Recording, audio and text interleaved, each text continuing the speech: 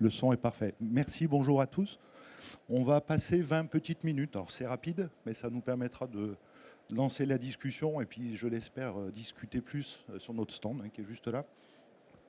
L'idée, c'est de vous expliquer un petit peu aujourd'hui l'histoire de Safra, depuis 60 ans qui est engagée dans la décarbonation du transport public. Une première étape qui était on le voit depuis 1955, la rénovation des véhicules. On verra un petit peu après. La rénovation des véhicules, c'est prolonger leur vie, 10 à 20 ans. On est sur du tram, sur du métro. On va diminuer le bilan carbone du produit. Excusez-moi. Donc là, on est sur la rénovation, donc l'activité qui a commencé en 1955. Et ensuite, on a la partie construction, où dès 2011, la société s'est lancée dans la construction de véhicules.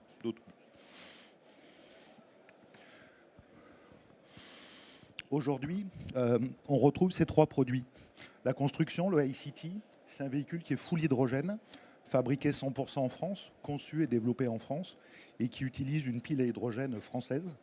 C'est un des choix et une des volontés fortes de l'entreprise, avoir une empreinte industrielle française, donc une pile 100% française.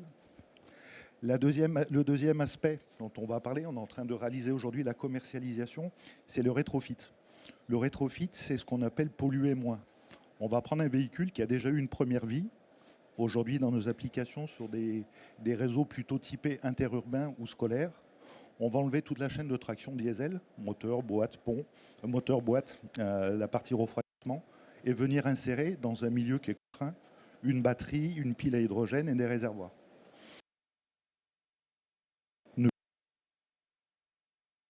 J'ai perdu, non c'est bon.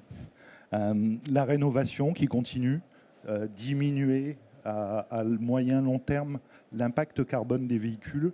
Là, on est maintenant dans les années 2000, dans les années actuelles, sur du matériel roulant type tram, train, TER, sur du VAL, sur du tramway, où on va prolonger pour 10 à 20 ans la durée de vie. Donc un impact carbone qui est quand même relativement important.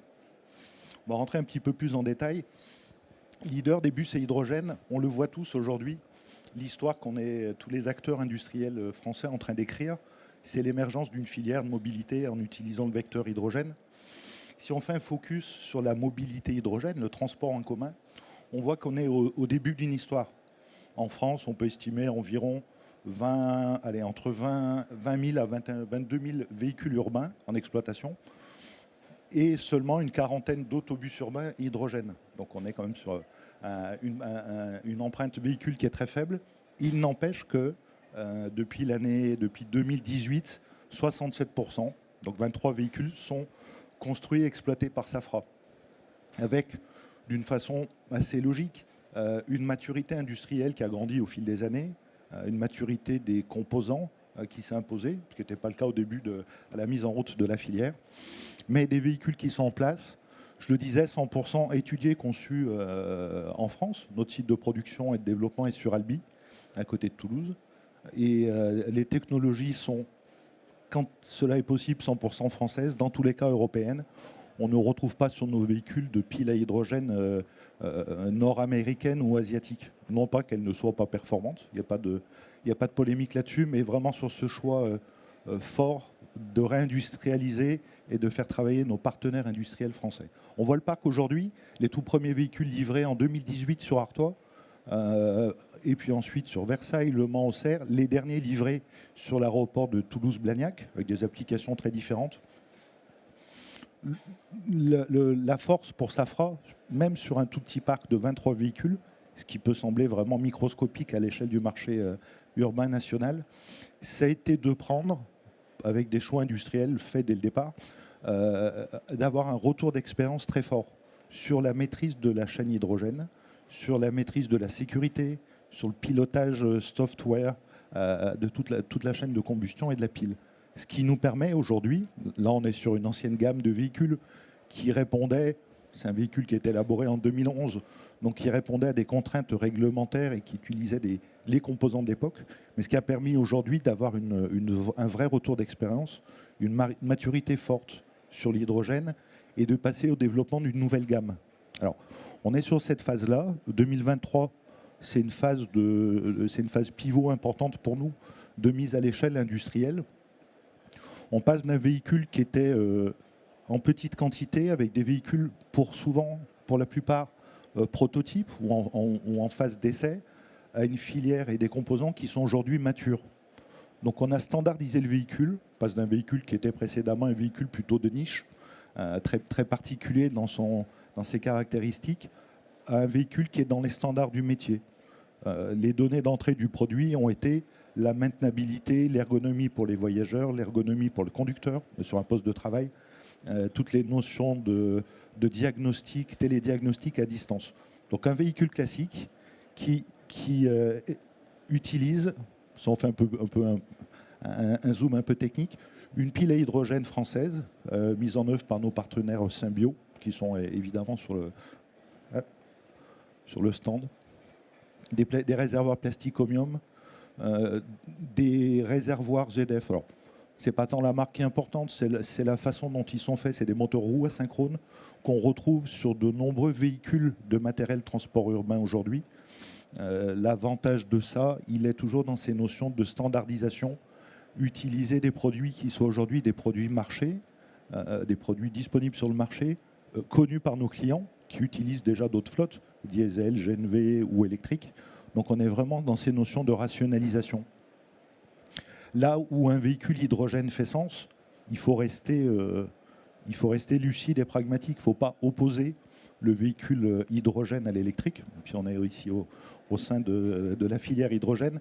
Le véhicule hydrogène en urbain, il fait sens à partir du moment où sa mission quotidienne, c'est-à-dire son kilométrage quotidien, commence à être au-delà de 220, 230, 240 km par jour. On est là sur des zones de kilométrage opérationnel quotidien sur ce véhicule-là qui va être constante sur sa durée de vie versus, et de façon normale, c'est les lois d'Archimède, versus un véhicule électrique qui, lui, au fil des années, va voir son autonomie diminuer. Un véhicule électrique va conserver son autonomie les 2-3 premières années et ensuite l'autonomie va descendre. On va attendre que la dame ait fini.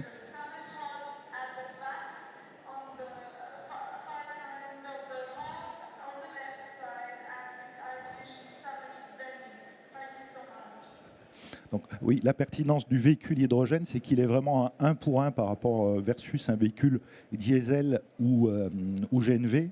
Son autonomie va rester constante dans la durée. On va avoir une capacité d'emport de voyageurs.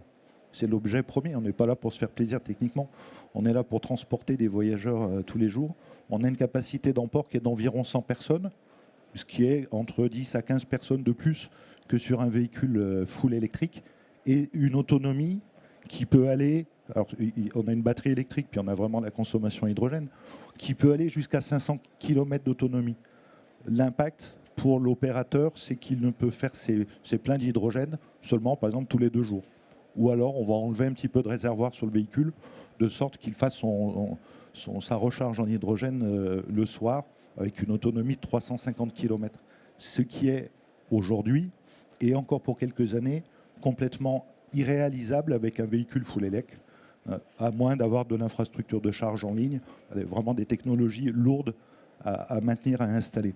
Donc un avantage fort pour ce véhicule, dans sa version 12 mètres, avec un plan produit qui est d'une façon assez logique, à partir de la fin d'année, une version prototype en pré-commercialisation d'un véhicule 18 mètres articulé, on en voit beaucoup dans les métropoles, et qui fait encore plus sens dans le cadre d'une énergie hydrogène. Là, on va avoir une capacité d'emport qui sera très forte.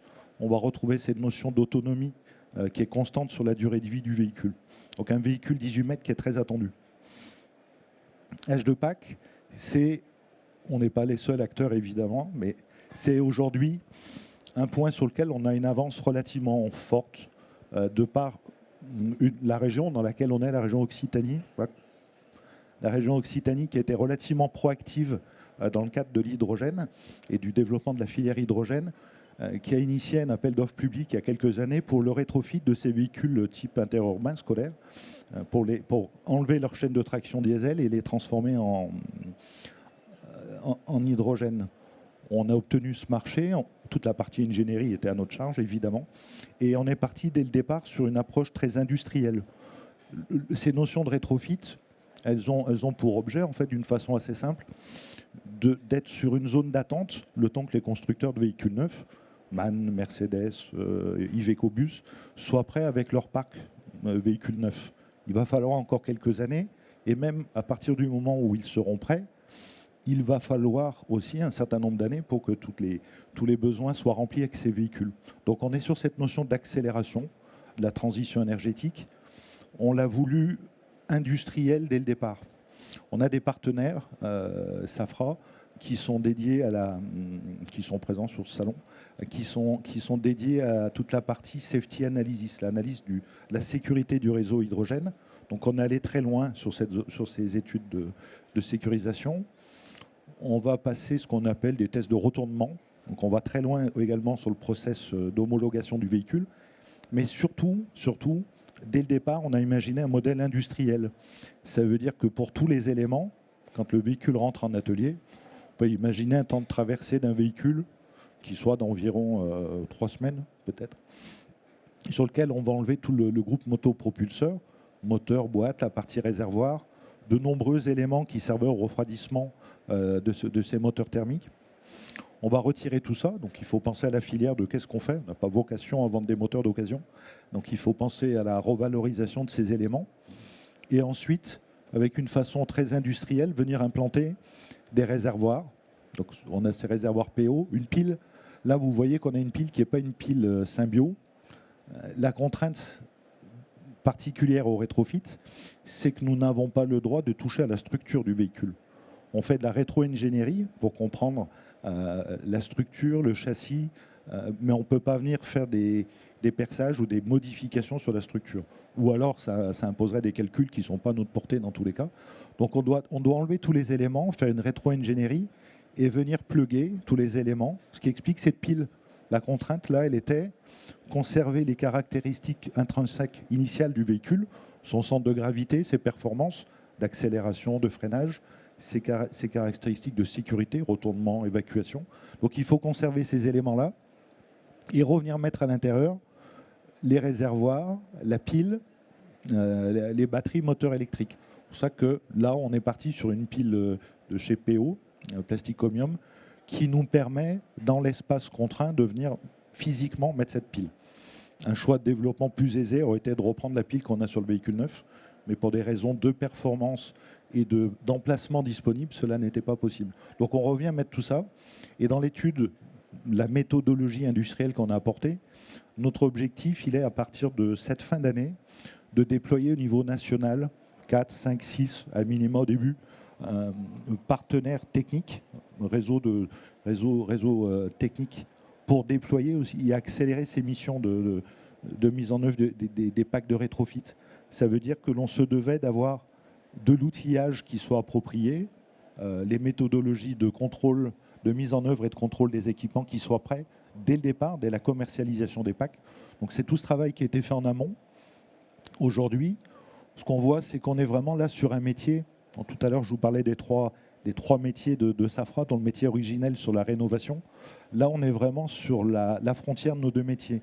On a l'expertise hydrogène que l'on a acquise avec les premiers véhicules qui sont exploités en France, et on a l'expertise de la rénovation.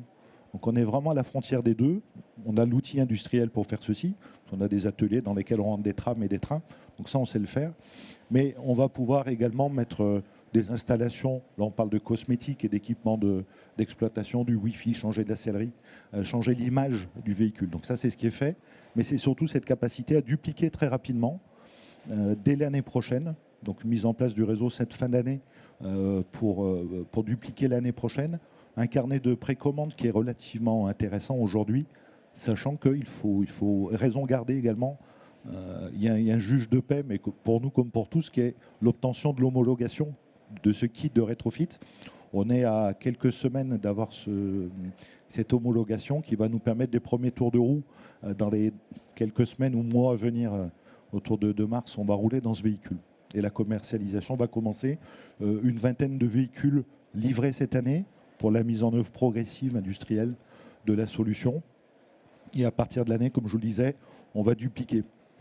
La complexité du rétrofit, elle est que l'homologation d'impact ne s'applique que sur le véhicule pour lequel il a été destiné. Ce qui s'explique par le besoin de conserver les performances originelles, les notions de sécurité et d'implantation. On est dans un cadre de décret, dans un cadre réglementaire qui est relativement contraint encore, puisqu'il nous empêche de sortir du gabarit du véhicule, qu'on doit respecter le gabarit originel du véhicule. Très clairement, c'est aujourd'hui un point complexe à gérer. On a des solutions qui sont prêtes, on le voit affiché en option, évidemment, pour passer la partie réservoir en pavillon, mais d'une façon très pragmatique. Aujourd'hui, cela n'est pas permis par la réglementation française. Ça va arriver, on imagine des discussions en cours là, pour ce milieu d'année. À l'instant T, ce n'est pas homologable un véhicule qui aurait ces équipements en pavillon. Donc voilà le choix. Pour terminer, oui, c'était relativement rapide. Pour faire sens, je repassais en fait sur le premier qui résume un peu cette histoire, vraiment ces notions, l'expertise hydrogène acquise sur le véhicule Bus Innova, un petit parc, mais un fort retour d'expérience parce que dès le départ, des choix de maîtriser 100% de l'électronique, de l'informatique embarquée. On est sur des véhicules qui sont très connectés aujourd'hui. Donc ces choix faits en 2010-2011 sont aujourd'hui payants. Une autonomie complète sur la partie hydrogène qui nous permet aujourd'hui de déployer relativement vite les solutions sur ces véhicules et une gamme complète qui est en train de se mettre en œuvre. Dans les mois à venir, on parle de fin du premier trimestre chez nous, c'est la mise en construction, l'application d'un nouveau site industriel avec un gap technologique, process de production, métier, méthodologie, tout ce qu'il faut. Une cible pour 2025 sur la partie construction d'environ une capacité de produire pour la France et l'Europe 250 véhicules. Donc, ça doit se faire de façon programmée, jalonnée et arriver en même temps que le marché. C'est tout l'objectif. Le rétrofit, on vient d'en parler, qui est en déploiement, les livraisons au premier tour de roue dans les semaines et mois à venir, la rénovation qui continue, qui est en marge de l'hydrogène, vraiment une solution pour accélérer et rendre toujours plus performant le bilan carbone des véhicules. Une notion évidemment de service qui dit maîtrise à 100% de nos outils et des réseaux informatiques nous permet d'avoir un outil de diagnostic très ouvert qui nous permet de gérer à distance, de maintenir, de faire les updates. Donc, ça veut dire donner de la disponibilité au matériel roulant, à la fois sur les véhicules neufs et sur les véhicules rétrofités. Donc voilà, c'est très rapide pour dire tout ça. C'est des programmes qui sont très riches. On parle dans le cadre de France 2030 de ces notions de réindustrialisation, d'emploi. On est en train vraiment de cocher toutes ces petites cases vertes. On a recruté l'année dernière 80 personnes sur l'ingénierie. On va recruter un petit peu moins d'une centaine de personnes cette année. Donc la filière hydrogène elle a vraiment une application forte qui est en train de se mettre en œuvre aujourd'hui dans la mobilité urbaine. J'ai respecté mon temps avec plaisir pour vous retrouver chez nous pour échanger plus sur ce sujet. Merci.